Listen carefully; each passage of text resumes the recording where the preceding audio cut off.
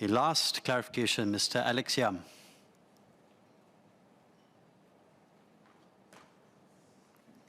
Mr. Deputy Speaker, thank you for that privilege. We have had a long 5.5-hour session today dealing with the contents of the report, and we've also heard from both ministers who have leased property from the SLA, as well as a comprehensive statement from the Prime Minister. Therefore, just one question for the Senior Minister.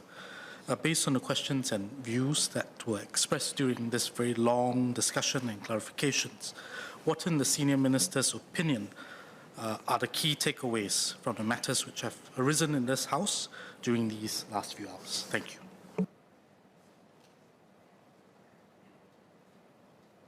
I appreciate the member's question because we have had a very wide-ranging debate, and I think it's useful to bring the matters to some conclusions and to be able to structure this, what we have discussed today.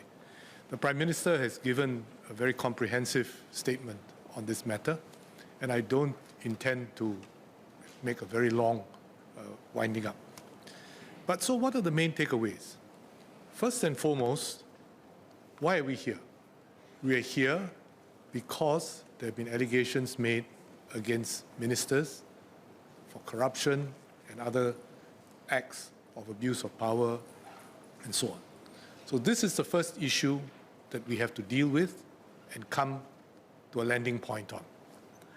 So most importantly, the CPIB has investigated the matter thoroughly, interviewed all relevant parties, including the ministers and their spouses, looked at their phones, and concluded that there was no corruption or criminal wrongdoing. The AGC has reviewed the investigation papers and agreed with CPIB's findings. There is no offence and no further action is needed. And the CPIB case is closed. There was proper declaration and conduct by all persons involved to avoid conflicts of interest. There was also no abuse of power and no access to privileged information. The persons involved in the rental of these two properties understood their responsibilities to act with integrity and did so. And Mr. Speaker, Mr. Deputy Speaker, this is a credit to our officers and the system as a whole. Members have asked for many clarifications, and my colleagues and I have answered all of them. Mr. Singh says no one is alleging corruption, and I'm glad that he said so, and that there is no corruption, no abuse of power. I think the only remaining issue is this one of conflict of interest. We have explained at length that what the concept of conflict of interest is, potential conflict of interest, actual conflict of interest, and that this has been dealt with, particularly in the case of Mr. Shanmugam and the rental of 26 Rideout Road. Now, there's this lingering issue of perceived conflict of interest. And as I explained, if we have dealt adequately and completely with a potential conflict of interest and that there's been no actual conflict of interest, then actually a fair-minded person will come to the conclusion that therefore there's no basis for a perceived conflict of interest. So I think this concludes the first part of our discussion. There were a number of useful points raised regarding the management of state properties and land, in particular of black and white bungalows. This is an associated issue, and I think Minister Edwin Tong has explained this quite fully. He's addressed these points and also the various suggestions, and will be looking into improving the optimization and the use of state land, which SLA has been doing, and in particular those which are not yet slated for redevelopment. The second set of issues is important, and it really is a reaffirmation of our collective belief in the importance of a clean government and for those in public service, whether elected or public officers, to act with integrity. Sir, the Prime Minister acted firmly on this matter. Although the reports he received from the Ministry of Law and SLA did not indicate a high likelihood of wrongdoing, he nevertheless directed CPIB to investigate the matter when he was overseas, so that the matter could be examined independently and thoroughly to get to the bottom of things. Either prove that nothing was wrong and put the allegations to rest, as we have done today, or if the investigation turned up wrongdoing, to act on it. We have come to Parliament to present the findings, and we have answered the many questions and clarifications sought. The PM has spoken about the government's commitment to integrity and a high standard in the working of government and in our country.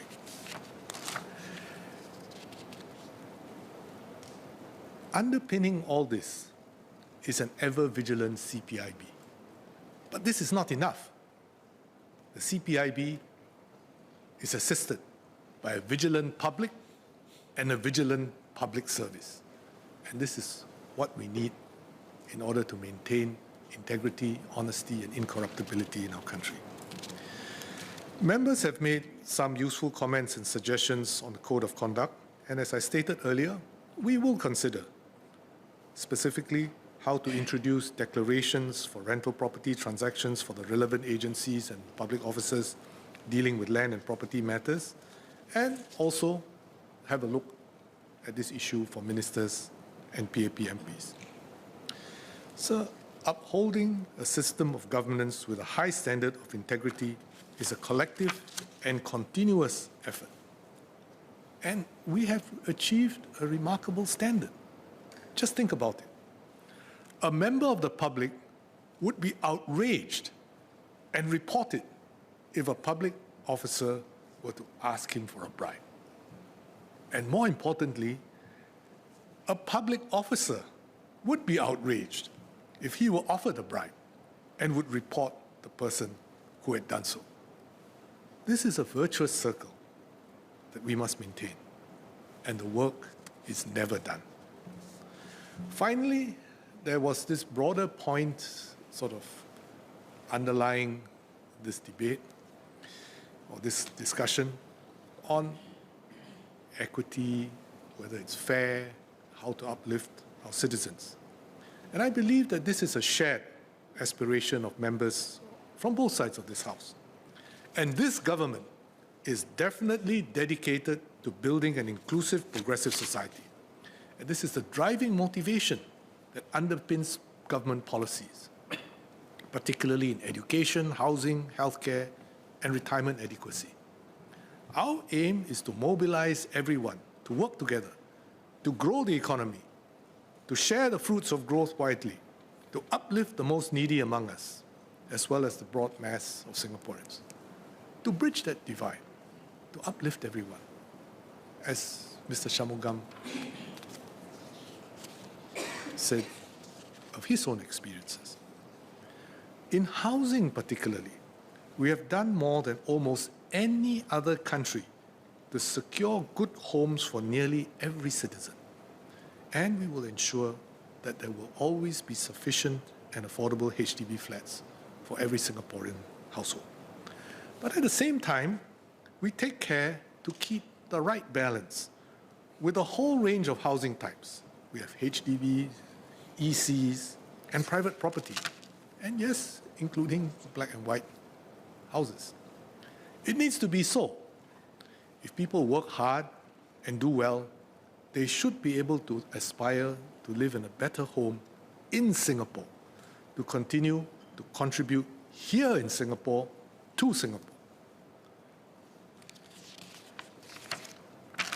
Sir, I am 69 years old this year and have served more than 30 years in politics, 20 years before that in public service. My most important task in the last half a dozen years has been to help the Prime Minister to prepare not just the fourth generation leadership, but also to make sure that we have a system in place, that we're able to have a fifth generation of leaders coming in, having the time to learn, to be tested, and to gain the trust and support of Singaporeans. And these are people in their 30s and 40s. Many would be at the threshold where they have a good chance of reaching the peak in their chosen careers and professions. we have to bring them in and have them contribute.